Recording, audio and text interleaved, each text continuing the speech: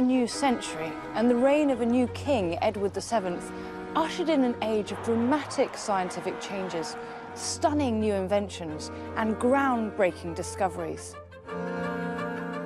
And it was in their homes that Edwardians experienced the full impact of this leap forward into modernity.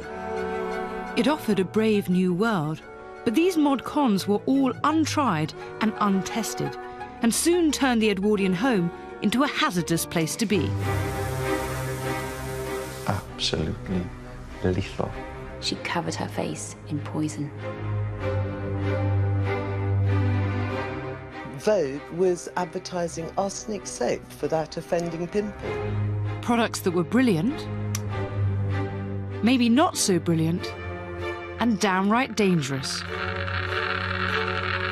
Because they're so fine, they're easy to inhale. When you breathe in, they can get deep into the lungs and they stick there. I'm going to search out these hidden killers and reveal how science both created them and then solved the problems they caused. Welcome to the perilous world of the real Edwardian home.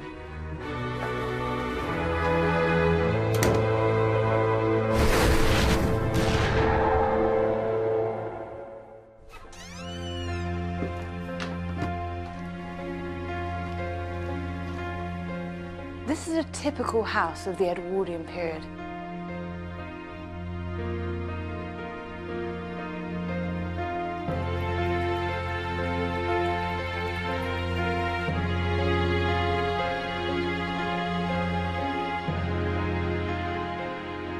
It not only looked more modern than the houses of the Victorians, it even sounded different.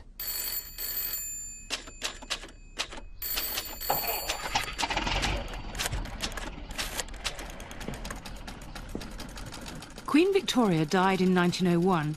Her son, Edward VII, became king, and the era that bore his name began as the new century got underway. And it seemed as though a world of opportunity was opening up. H.G. Wells summed up the spirit of the age perfectly when he wrote that Queen Victoria, like a great paperweight, sat on men's minds, and when she was removed, their ideas blew all over the place, haphazardly. In other words, her death created the perfect conditions for new ideas to flourish, and this, of course, had an impact on the home.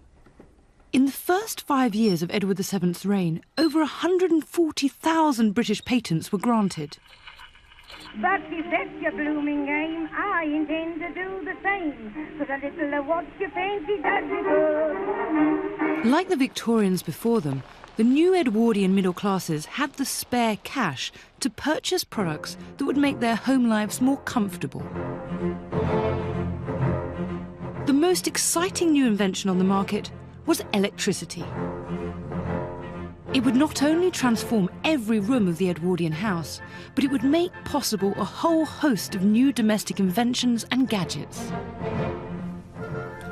If there's one thing we take for granted, it's that this works. But imagine how incredible it must have been when it was introduced. This clean, invisible, magical energy that transformed the Edwardian evening into day. So what problems could there possibly be? Electricity in our modern homes is subject to all kinds of regulations, but the unsuspecting Edwardian had no idea what damage it could do. When it was first invented, it was considered to be quite magical. It was clean, of course, and it was, I guess they thought it was safe, and it meant they could do things that they couldn't do before. They could put on a light at the turn of a switch. It completely transformed the amenities within the ordinary domestic house. It was in the late 19th century that the components needed for electrification began to be developed. The vital invention was made by both Joseph Swan in Britain and Thomas Edison in America, the incandescent light bulb. Streetlights came first, and then in the Edwardian period, individual companies began to produce electricity to offer to domestic households. Gas lighting and heating had become popular in Victorian times, but it was a dirty source. As well as being potentially explosive, it left a residue of grime. electric light seemed to offer the perfect alternative. It might seem an obvious thing that electricity should replace gas, but at the time, electricity companies and gas companies were very much in competition. People had just got used to gas lighting, and now they're faced with a new technology, something else which they've been told to sort of take on and adopt in their lives. This is instructions about how you'd use your Edison electric light, and it says, do not attempt to light with match, simply turn key on wall by the door. Sounds quite bonkers to us today that you have to explain it in that way. We know how we operate our electricity, we know we go to the light switch, but then that wasn't so obvious. At the turn of the century, electricity was far more expensive than gas, but it was heavily marketed by the supply companies who could see the possibilities and the profits. We get key figures like Lord and Lady Randolph Churchill choose to have it in their homes, and this is sort of widely reported in the press, so it becomes more attractive and almost glamorous for some of the middle classes to take it on. The newspapers were full of the wonders of electricity. For example, the Dundee Courier in December 1906 praised its romantic story and said that its rapid advance is more wonderful than any tale of wild Arabian fiction. It seemed chic, modern and desirable. If you were a sophisticated, urban, up-to-date family, you needed electricity in your house, you needed electric lamps, and those who didn't have it were simply seen as behind the times. So if you really wanted to show off to your business associates that you were the right type of person, you brought in the electric light. And so gradually, Edwardian homes began to be lit by electricity. But it was a completely new, little understood force. And electricity cables were just that, naked, bare cables. One touch, and you could be electrocuted. Early cases, the cables weren't actually insulated at all. They used to just run through wooden runners, and then they'd just be bare, running around the properties. When they did catch on to insulation, they used the wrong material. Originally, they were made just lined in paper and lead. A fantastic fire accelerant. Brilliant. They even tried wrapping it in cloth, they wrapped it up in wood, they wrapped it up in basically anything they thought might stop the electricity getting through and somebody inadvertently touching it. And earthing, the ability to make a faulty circuit safe by redirecting it to the earth, simply didn't exist. There was no earth, there was nothing at all. So if you had a small child that could just, run around and touch one of these things, they're absolutely lethal. Lethal or not, the fearless Edwardians kept inventing and found the new power source could be used for all sorts of domestic appliances. Its full potential could be seen in the electric house, the centrepiece of the 1908 Manchester Electrical Exhibition, the tomorrow's world of its day. And on display were all the must-have items for the ideal Edwardian home. One excited visitor wrote a postcard about their visit. I went to the electrical exhibition last week and spent a very enjoyable afternoon. Kettles boiling and frying pans on the go, all on a clean table without a speck of dust. What sort of items were available? A whole range of things that we see now and we find a commonplace in our homes today, but also a whole other range of things which maybe we're not so familiar with. All sorts of weird and wonderful appliances appeared, some of which had not been seen before or since, as suppliers tried to generate a demand for electricity beyond the electric light. What's this? That's actually an early electric curling tong, and you just put your curling tong in there to heat up. And this must have been quite a breakthrough to have an electric iron for the first time. Up until now, irons had been heated on coal stoves. In many ways, I guess that is quite a breakthrough, and one of the appliances that people probably were most fond of in the early days. A look at the magazines and papers of the time reveals a fundamental lack of understanding about how to use electricity safely, even by some manufacturers. In the Evening Telegraph of December 1908, it recommended the use of an electric tablecloth, a device which it says up-to-date hostesses will not be long in taking advantage of. One of the most unusual items is probably this one here. This is a tablecloth. It's an illuminating tablecloth, and the idea is that you turn it the other way round, so you'd have this side showing. And wired up inside here are just bare wire connectors. You'd lay it down, you'd cover it with your cloth, basically plug your lamp on the base into the circuit, tablecloth? directly into the tablecloth. You're pronging through and making that connection. I can see that's quite fun, but presumably it's also really dangerous. I mean, if you spill something... Yes, extremely dangerous. Whoever in their right mind thought up of putting a tablecloth which stores water and food and all the rest of it and run electricity through it was beyond me. But it was new. That's what you need to do, and it was sold and marketed as being the new technology, lamps that are on the table. Thankfully, despite the marketing, this electrical wonder did not catch on. They had the goods, but they didn't have the infrastructure we have today. And here lay the problem. They would use the light socket to run all sorts of pieces of equipment, possibly even electric heaters. Now, from the wire going to the light? That's right, yes. They would put an adapter into the light socket. They would then run a bulb plus another piece of equipment off that. And in extreme cases, they would add a number of adapters and have a number of different sorts of pieces of equipment coming off the light circuit. And then you would get this whole sort of cascade of adapters coming out from the ceiling fitting, what we call a Christmas tree, leading to lots of different pieces of equipment. So, for example, people would be doing ironing off the lighting circuit. They would maybe have an electric heater running off the lighting circuit. And, of course, every extra piece of equipment was adding an additional energy load to the system, which is why we would get overheating of the system and potential fires. Because whenever they plugged lights in, or toasters or refrigerators, they used to overheat. And the current that would be running through the cable would start melting the cable, and then this cable would catch fire. To demonstrate how quickly overloading can cause a fire, Martin applies a battery to wire wall. The battery is too high a voltage for the wire, mirroring what might have happened in the Edwardian home when extra appliances were added to the electric light socket. This overloading of one circuit is what caused fires in Edwardian homes.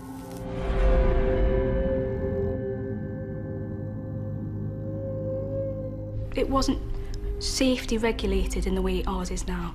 There were no consumer units, miniature circuit breakers, or any of that safety equipment that we now rely on. Modern fuse boxes protect homes from this. As soon as the system becomes overloaded, it cuts out. But back then, the electricity would keep flowing. There would be a fire in the house, and knowing your luck, you'll be in bed when it happens, and there'd be no getting out. Although the Institution of Electrical Engineers issued its first wiring regulations in 1882, they were often ignored. Part of the problem was that initially, electricity was sold by individual local companies, who each supplied a particular voltage of electricity to their local area. So an iron used at home in Manchester wouldn't be compatible with one in Liverpool. It was down to the individual generating company what voltage and what ampage they put the electricity into the properties. So even though you understood one system, it didn't mean that if you went further down the road and bought the electricity from somebody else, it would be exactly the same. On its own, and left alone, electricity isn't overly dangerous. It's when you bring in the human factor, that's when electricity becomes dangerous. There were countless stories in the newspapers of the many and varied ways people had managed unwittingly to electrocute themselves. He accidentally touched the main and, receiving the full force of the current, was killed on the spot. The deceased, while larking, swung himself upon an electric light bracket which broke, and the electric current passed through his body. Being electrocuted, the effects of that depend on several things: the current, the duration of the electric shock that you have, and also the voltage. If you have a very low current electric shock, for a sufficient duration, it can affect the beating of the heart. If you disturb that electrical flow around the heart, each of the individual heart muscles can contract individually, and so there's no concerted effort, and so no blood will be pumped around the body. So damaging the heart with an electric shock is particularly dangerous, and that can happen even at quite a low current. If you have a very high current, you typically get a burn where the electricity enters and possibly leaves the body, and that may cause instant death as it causes the heart to stop.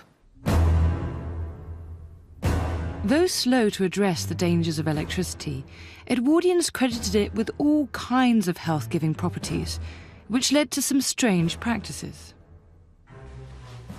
What is that? It's got a sort of space-age element to it, hasn't it? Doesn't It's it? well used. It's an early sunray lamp. It was meant to encourage sort of good health. The theory was that this would make you healthier, and there are adverts from a bit later on where they show babies positioned in front of these.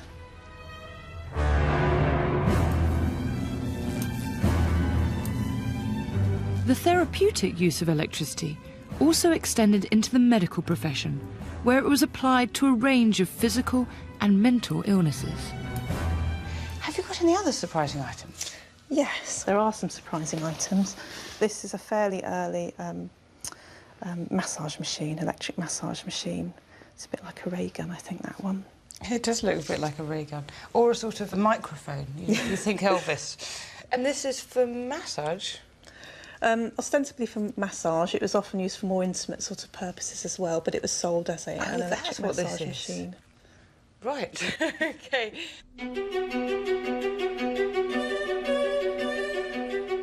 Some of the things Edwardians got up to in their own homes revealed how little they understood this deadly force. To my amazement, I even found an extraordinary headline in the Daily Mail. A man accidentally electrocuted himself during his daily beautifying routine. He was using an electrical gadget which was plugged in at the mains and was designed to enhance and inflate his pecs. A man's fatal vanity. He attached the needle wire to the electric light, worked the needle over his breast, and dropped dead. Eventually, the Edwardians were given the option of a wall socket instead of the light, but this brought up another issue.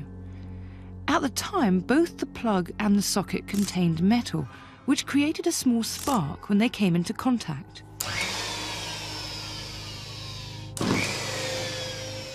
The spark is typical of any piece of equipment which is being plugged in or plugged out when the equipment is live. So as two pieces of metal come into contact or come out of contact when they are live, then a spark will occur.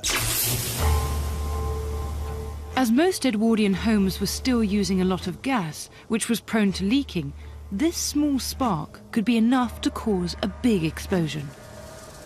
Explosion just waiting to happen from the tiniest amount of gas and your windows and doors, and you will be on the street waiting for the undertaker, I would imagine. Over time, improvements were applied that lessened the dangers. It wasn't until 1908, 1909 that Edison came up with the idea of a rubber socket which went onto a plug which had a fuse in, which obviously saved any shocks when you were touching it. It saved any problems with insulating, and it saved this problem of overheating. But with its varying currents, assortment of sockets and plugs, no earth or fuse box, Edwardian electricity was a dangerous business, especially as it was often installed and maintained by DIY enthusiasts. Anyone could really wire up their home, so potentially you've got people not knowing what they're doing, getting into big trouble. Even one of Edison's friends killed himself, electrocuted himself, and that's somebody who knew what he was doing.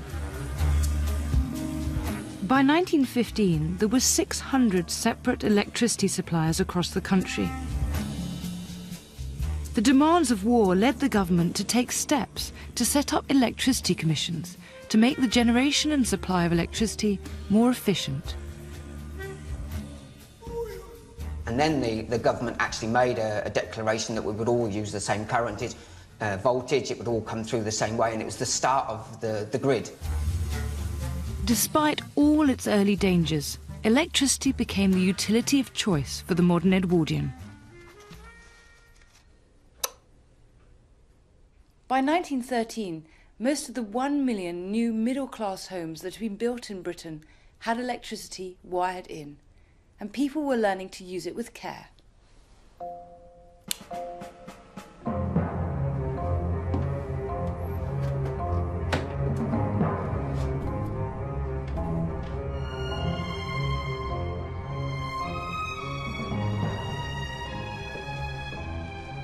Change was not just afoot in technological terms.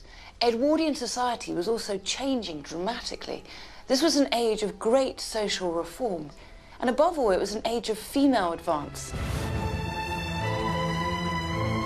Although women were still employed in service, other options existed now in factories and shops, which inevitably had an impact on the home.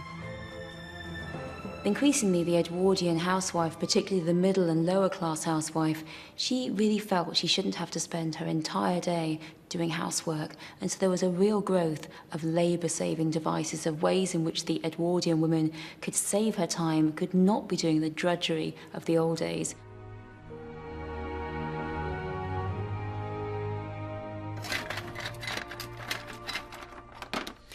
Where technological and social change met was in finding an alternative to an unpleasant chore that had traditionally fallen to women, the building and cleaning up of open coal fires. Anyone who could find a way to dispense with this onerous task was onto a winner. By the turn of the century, in cities particularly, gas and electric fires were rivaling coal. Some of them used a new wonder material. A resilient mineral that was non-flammable, insulating, and provided clean energy.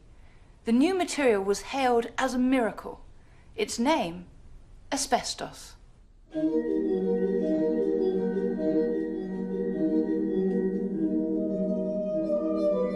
Asbestos was seen as a wonderful material because it didn't burn. It was a very versatile material. You could weave it, which was superb. You could use it as an insulator.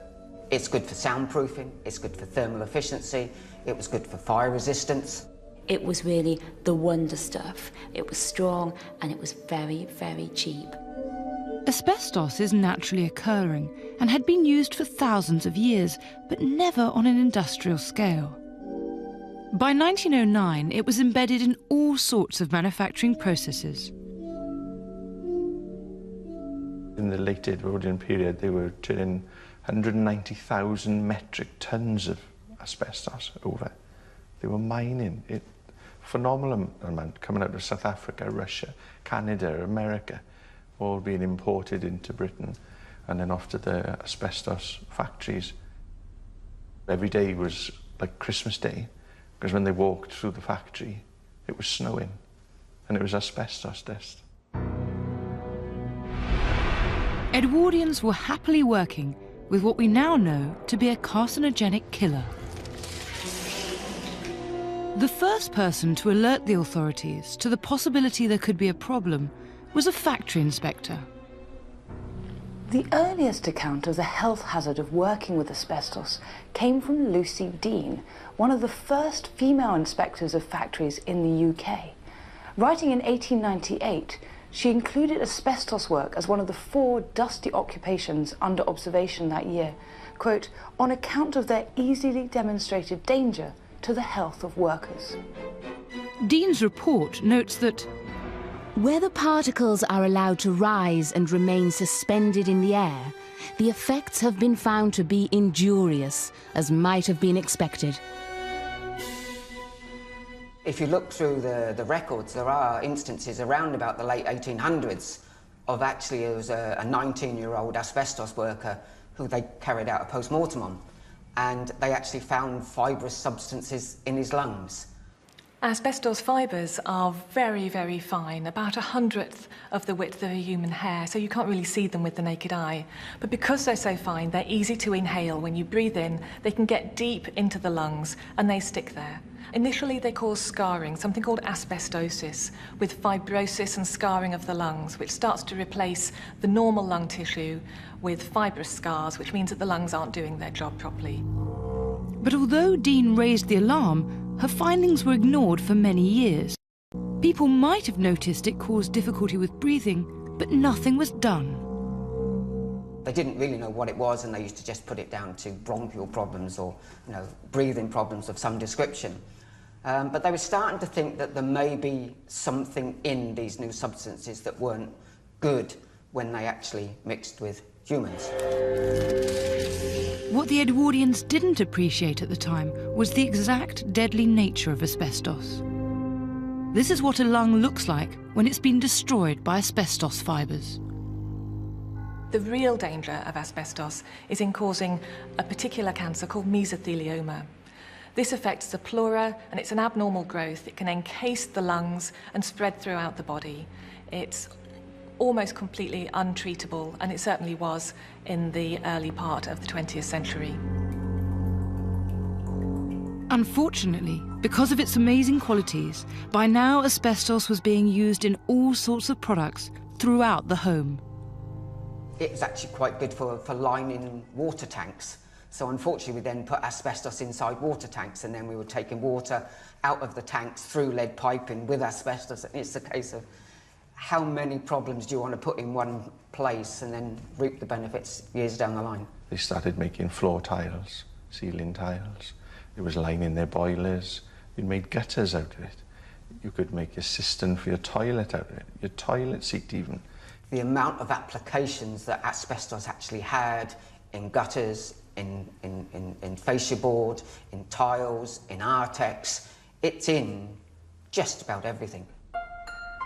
It was the most hidden of hidden killers, sometimes waiting years to do its worst, and to the least suspecting members of the household. There are quite a few stories of the wives of asbestos workers developing mesothelioma, and that's thought to be because they're washing their husband's clothes and are being exposed to the asbestos fibres in that way. And so it's not just people who work with asbestos who can develop these problems.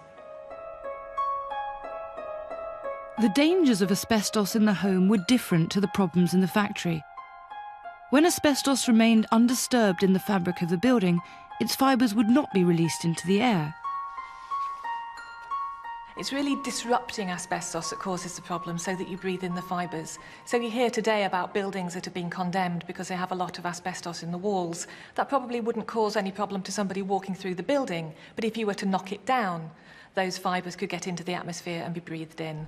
The other problem with asbestos is it has a long latent period. It can take 20, 30, even 40 years for mesothelioma to develop after exposure. So it wasn't something that happened immediately. It took a long time. And it took a long time for the danger to be acknowledged in the factories too. They did a series of post-mortems on 30 people in a factory where only 2 people had actually survived this factory, and they looked for common trends that was the problem, and it was all about this fibrous build-up inside their lungs, and that's when asbestosis actually got its name. It was really where it really came from.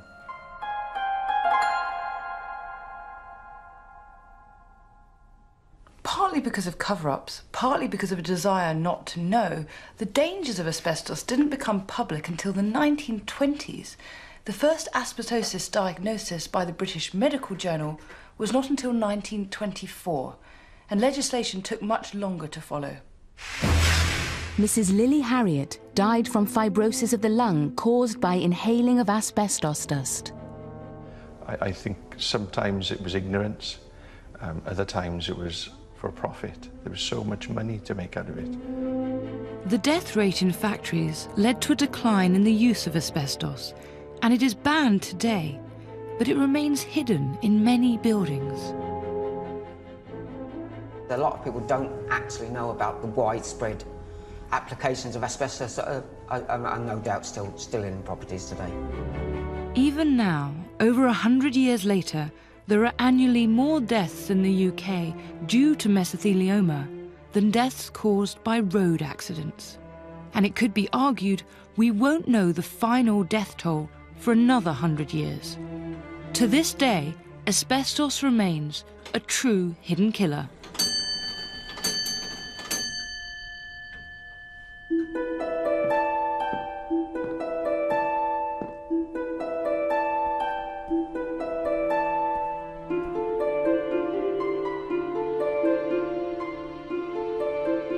But it wasn't all doom and gloom. This was an age of firsts. Innovations of the Edwardian era include such fantastical breakthroughs as the first powered, sustained, successful flight by a machine heavier than air, the first mass production of motor cars, the first vacuum cleaners and electric washing machines being manufactured in the UK. In other words, the Edwardians were laying the foundations of our modern world. Lots of these were the big inventions that transformed life outside the home, but there were also the smaller items that made day-to-day domestic life easier and more comfortable, things we take for granted today. All of the items and activities that the modern middle-class Edwardian needed could be bought from these pages. 100 years previously, most of them would probably not have existed, let alone have been available for mass consumption.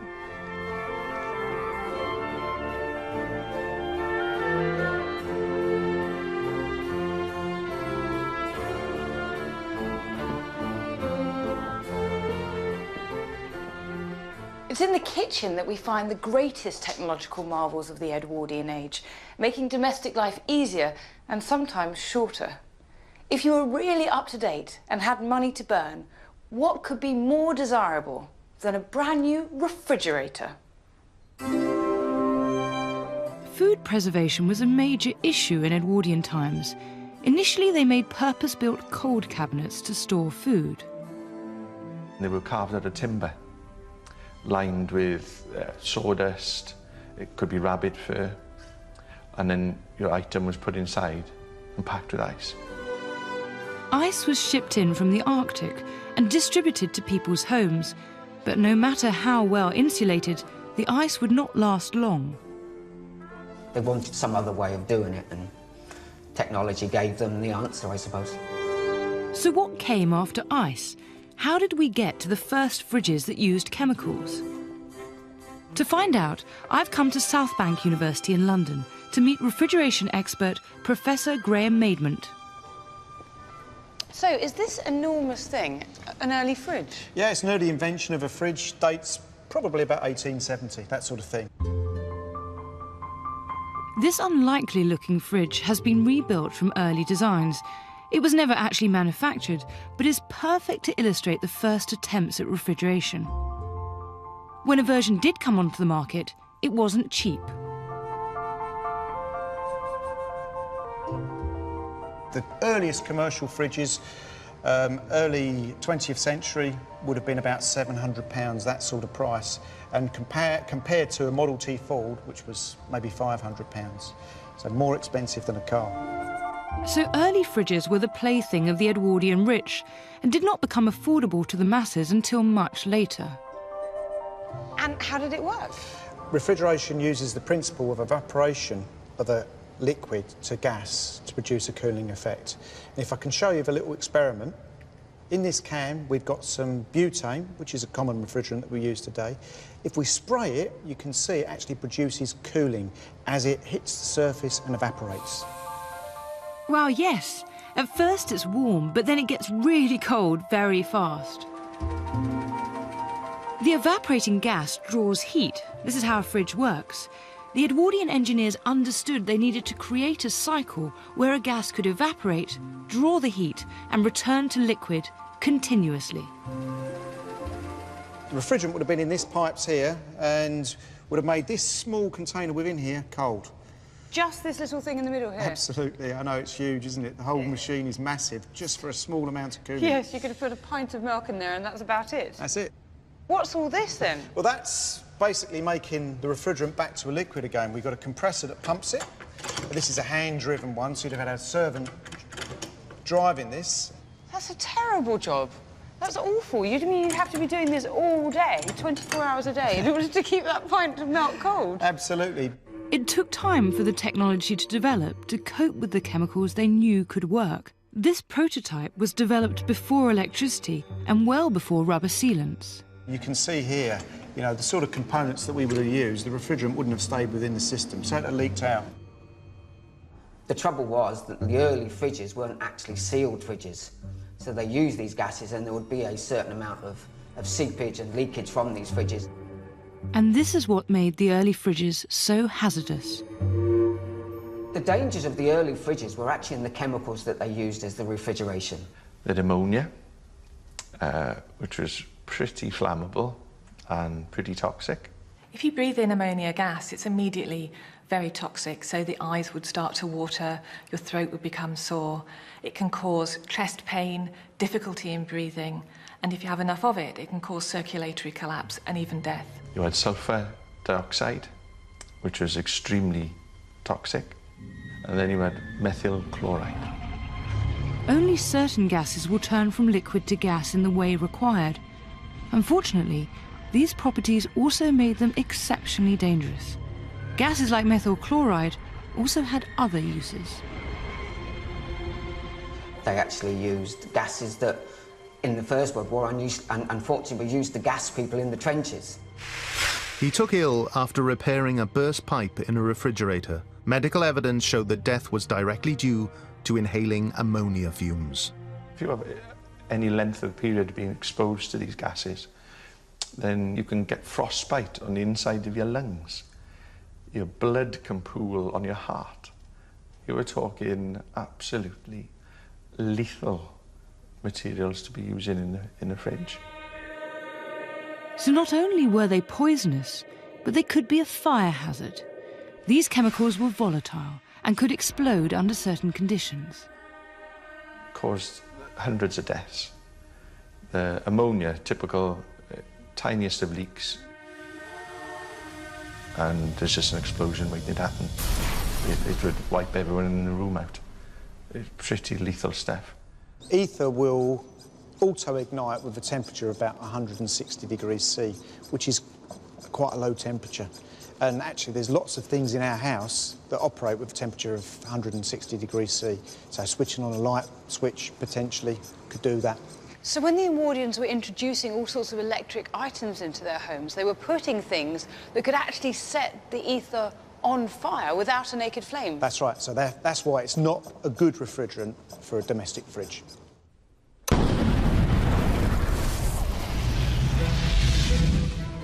The proud owners of the first fridges, which by then were electric, were paying a small fortune for a product riddled with dangerous design faults.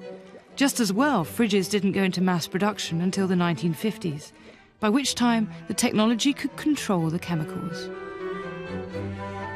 So what do we use now? We use HFCs, hydrofluorocarbons.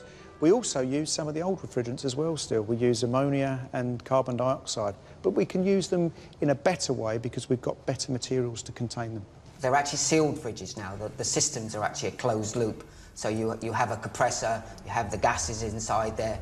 We're starting to use smaller amounts of the gases, they're more efficient, and as long as you actually sort of dispose of them properly, then they can be okay. So although they were using dangerous substances, they'd hit on something that really worked. Absolutely, yeah, that's completely right.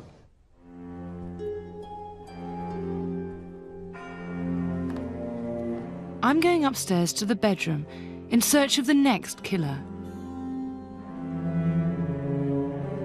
One that particularly affected half the population.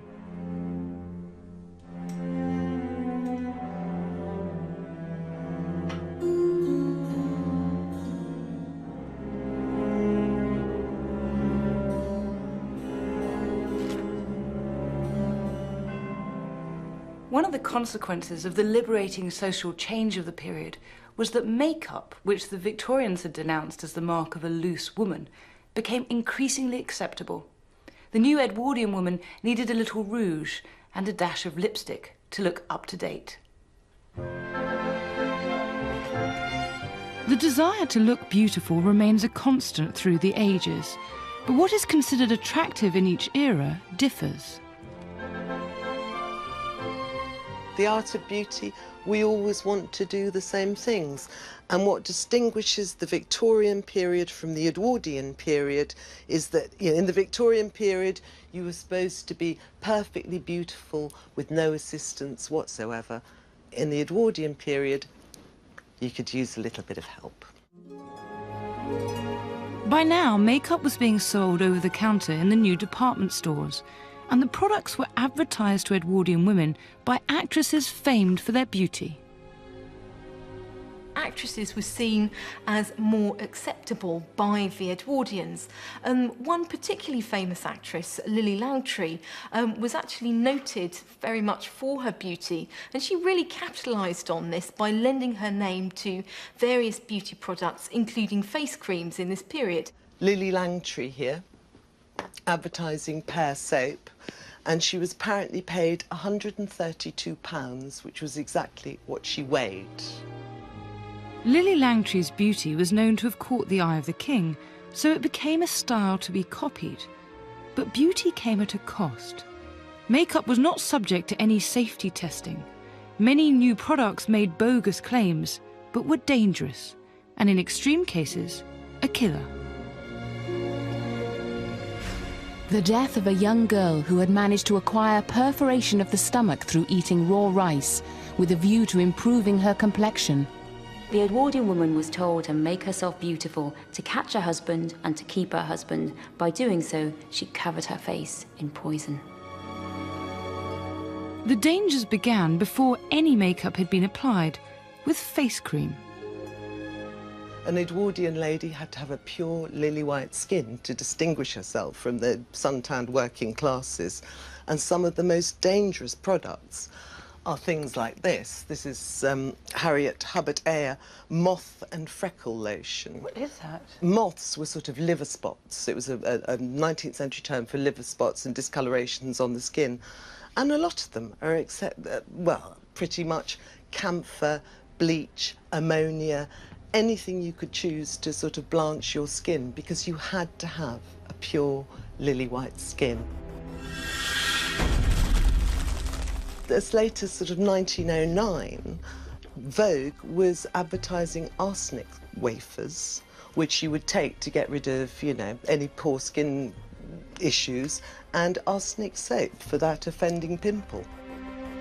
On top of these layers of poison, they put a dusting of toxic powder.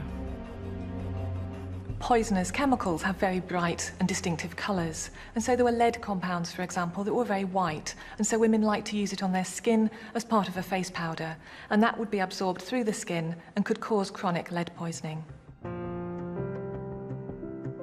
Different things were used for rouge. Cochineal, which was made out of crushed insects, that's fine, but vermilion came from mercury. Mercury is a heavy metal and it's very bad for the body. It can affect several different organs, particularly the brain, the lungs and the kidneys. It can cause problems with sensation, unable to feel things, maybe unable to see, and can cause you to go mad eventually. Even the eyes weren't safe. There was a product for darkening your eyelashes and your eyebrows, which actually made your cornea fall off, and several people went blind. One of the things that women liked to use in the early 20th century was belladonna. This is obtained from a plant, and when drops are put in the eyes, it makes the pupils dilate, which is meant to signify desire and arousal, and so made women look more attractive. One of the problems with this, of course, is that it's a drug, and when it's absorbed, it can have an effect on the rest of the body. At best, it would probably have caused blurred vision and a dry mouth, and at worst, a very irregular heartbeat and even blindness. You didn't know what was in these things. There's no description of content or anything like that, because there was no legal obligation to do so.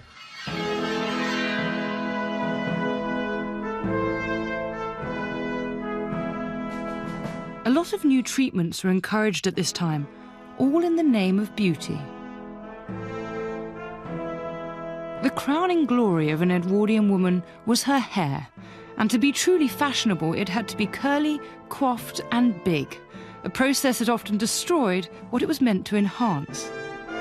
These elaborate hairstyles took a lot of effort that inevitably led to unsafe practices with horrible consequences. At the inquest, Dr. Chaldecott stated that the dry shampoo was exceedingly dangerous owing to the impracticability of keeping the fumes away from the customer.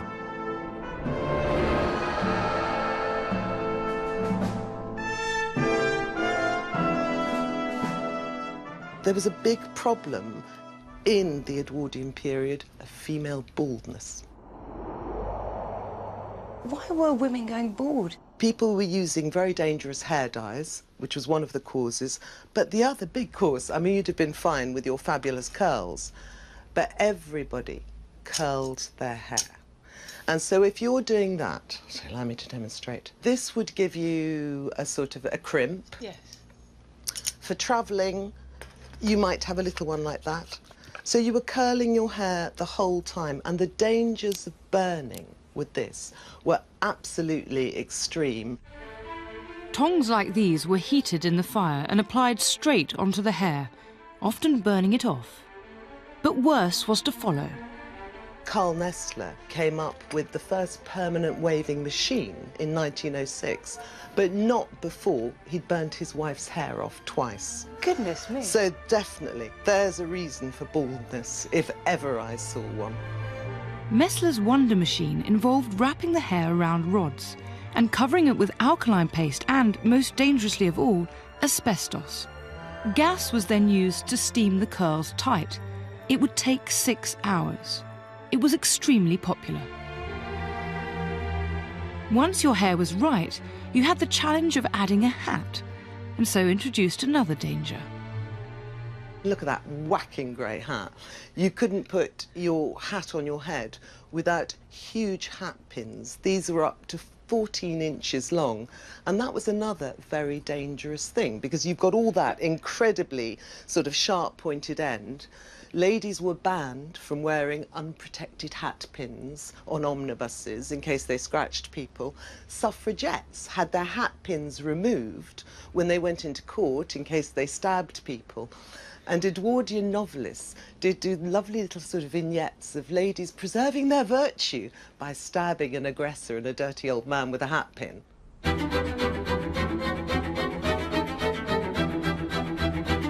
Ironically, while she was killing herself to look beautiful, the Edwardian middle-class woman was herself a killer of wildlife.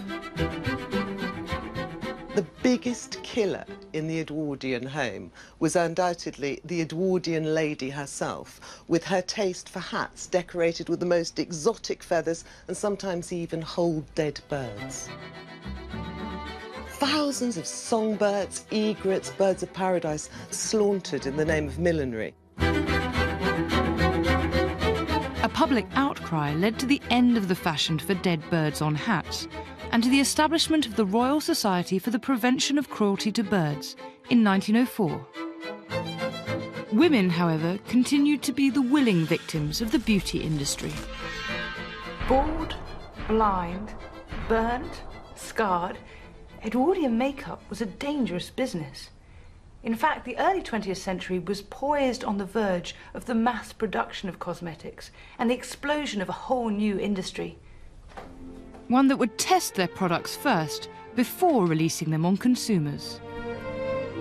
Standing on the shoulders of their ingenious Victorian forefathers, Edwardian inventors continued to expand the scientific horizon, and yet Edwardian optimism was not as unambiguously confident and certain as the heady days of the mid-Victorian period.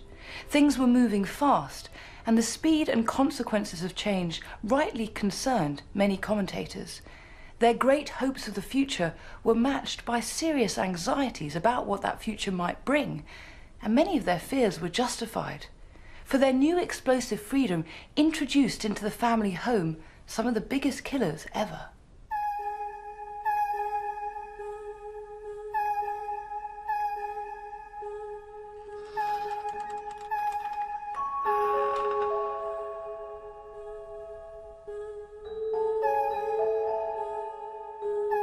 When Marie Curie discovered radium in 1898 and won a second Nobel Prize for Chemistry in 1911, she not only showed that women could be successful scientists, she also pioneered a new science. In terms of the home, though, the discovery took killers to a nuclear level.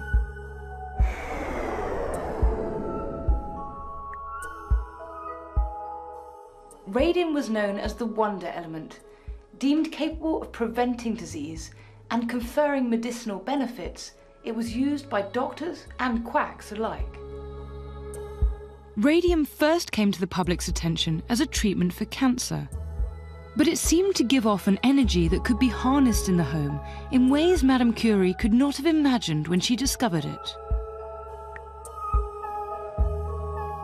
I've come to the University of Surrey's Department of Nuclear Physics to explore radium with Professor Patrick Regan. So, Paddy, why were people so excited about radium in the early 20th century? Here is this magic material that appears to come from nowhere. It's a changing of the element uranium, spontaneously apparently changing into another element, this new chemically separated material, radium, and it emanates energy. This is the birth of nuclear physics. So what is radium, and why is it a problem? Radium is a radioactive compound, and so most of its effects are due to the radioactivity. It has a very long half-life. That means that it remains radioactive for years and years. And so you don't just swallow a bit and within 10 minutes the radioactivity's gone. It continues to do you harm, probably for the rest of your life. One of the problems is that the body treats radium like calcium, and so it absorbs it into the bones. And that's where the radium does a lot of its damage. It damages the bone marrow, which is the place where our body makes all of the blood cells that it needs. This is called aplastic anemia, when all of the bone marrow is destroyed so that none of your blood products are made, and this is one of the awful side effects of radium. But this horror had yet to unfold in the early 20th century. The burgeoning scientific discoveries of the period provided the Edwardians with what seemed, at least at first, as fun. Radium, as isolated by Marie Curie, was an incredible discovery. It was a really world-changing discovery. What we might see as most important, as in medical use, that wasn't what the Edwardians were interested in. They were delighted by the fact it could create luminous paint. The public imagination was fired by the idea of radium. Its energy and luminosity thrilled and excited them, leading to a radium craze in Europe in 1903. Corsets, for example, corsets that kept you warm for anti-rheumatism. You could buy radium socks, radium underwear. You could get chocolate with radium in it. Could this be a hidden killer? Radium was even available in toothpaste and water. It was the energy that radium emitted that made it appeal to the Edwardians. They truly believed that by ingesting radium, the body would absorb this energy, so they used it in everything they could.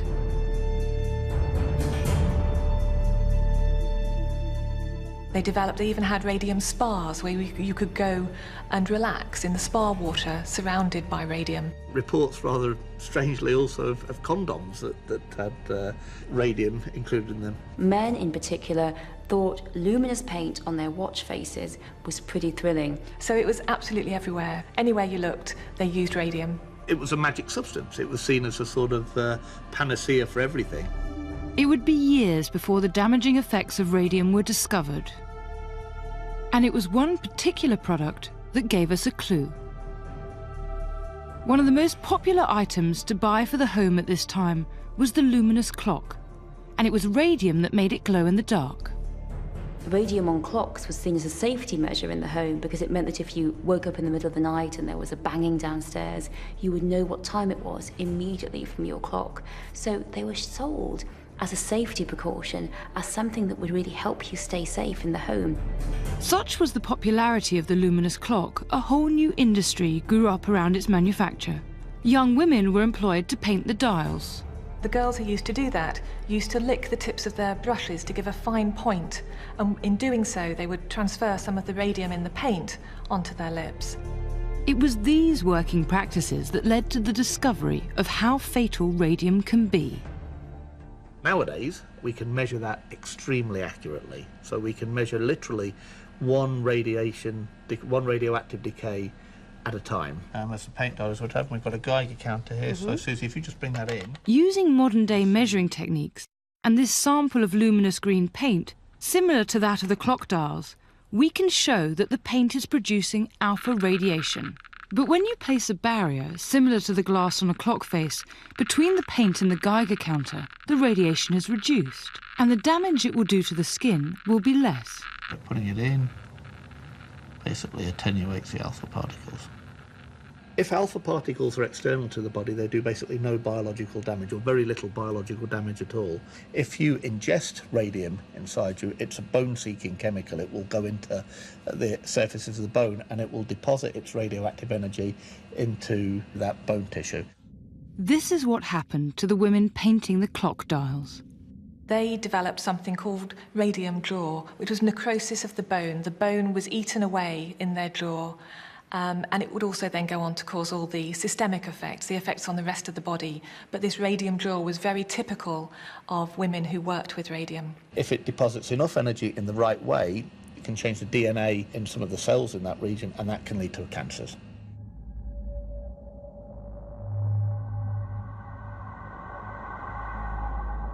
These days, we have a much better understanding of radium, what it is and how to deal with it. The tragic thing is what was known and what was hidden during the Edwardian period. One of the interesting things about this is that we believe that the people who owned the factories that were using radium and the scientists who were developing it knew of some of the dangers and took great care not to expose themselves to radium. But unfortunately, they didn't take the same precautions with their workers. That was really one of the first pieces of strong scientific empirical evidence that ingestion of radium was deleterious to health. They even tried to smear the reputation of the women by suggesting that a lot of the problems that they had were due to syphilis and not radium at all.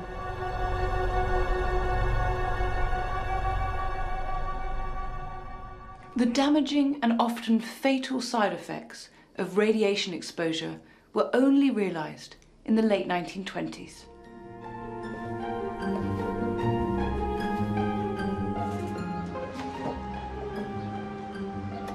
Much of the progress of the Edwardian era still shapes us today, and some of the problems are still with us too. Over time, though, the killers were gradually unveiled. And as a result, these mod cons and innovations continued to develop. But without this first burst of creativity, we wouldn't be where we are today, or have benefited from the resulting safety measures. With all the new materials and technologies we're exposed to these days, we may well be storing up our own hidden killers for the future.